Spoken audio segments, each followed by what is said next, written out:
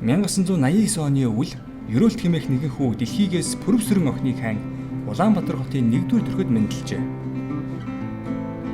Гэвч пүрэвсрэн охин хараахан төрөөгүй байж 5 жил удирдад хүлээлгэсний эцэст пүрэвсрэн тохирсон газраа буюу 1-р дөрөхтөд төрөв. Гэвч Ерөөлт байсангүй. Гэхдээ тэнд нэг ийм бичиг үлдсэн байв.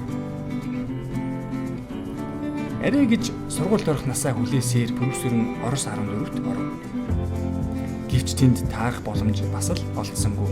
Гэхдээ Ерөөлт дахин нэг бичиг үлдээсэн байв. Ингээд Ерөөлт тохирсон газраас суралцсан хүлээж байв. Пүрэвсрэн 60-аас нь насыг зарлоо. Харамсалтай нь аль улсад байгаагаа бичгээ мартсан байсан тул пүрэвсрэн Орос руу биш Хятад руу явсан байв.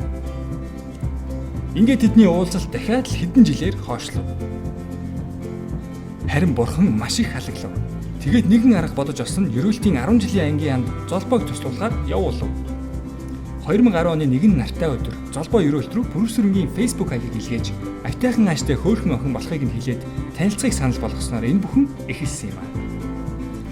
Ингээд бурхны авралаар тэд 2012 онд Лондон хотноо анх танилцж 2013 оноос 2015 он хүртэл хамтдаа Британи Монголын оюутны холбоонд ажиллаж байсан ба энэ үед Ерөөлт зүүн совингороо түүнийг мөн гэж мэдэж байв.